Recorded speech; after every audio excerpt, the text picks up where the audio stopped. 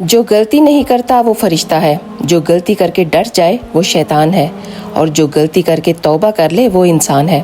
اس رب نے پیدا تو بہت سے سمندر کیے ہیں، لیکن محبت وہ صرف آپ کے ایک آنسو سے کرتا ہے۔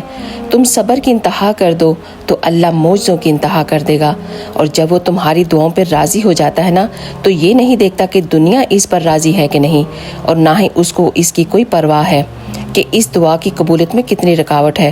وہ جب ارادہ کر لیتا ہے تو فرما دیتا ہے کہ کن فیکون، ہو جا، تو وہ ہو جاتی ہے۔ دیکھنا اللہ تمہاری ایسی مدد کرے گا کہ تم خود بھی حیران رہ جاؤ گے۔ اللہ ہمیشہ انہی کو آزماتا ہے جن کو اپنے قریب لانا چاہتا ہے۔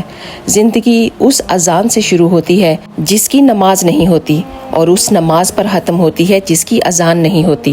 لوگ اس دنیا کو حقیقت سمجھ بیٹھے ہیں، حالانکہ بنانے والے نے بتا دیا ہے کہ یہ دنیا سوائے دھوکے کے کچھ بھی نہیں ہے۔ کچھ لوگ کہتے ہیں کہ سچا انسان زبان کا کڑوا ہوتا ہے۔ انہیں کوئی بتائے محمد مصطفیٰ صلی اللہ علیہ وآلہ وسلم سے زیادہ سچا اور میٹھے الفاظ والا انسان کوئی نہ تھا۔ انسان مایوس اور پریشان تب ہوتا ہے جب وہ اپنے رب کو راضی کرنے کے بجائے لوگوں کو راضی کرنے میں لگ جاتا ہے۔ آپ صبر کا دامن کبھی ہاتھ سے مت چھوڑیں، یقیناً اللہ صبر کرنے والوں کے ساتھ ہے۔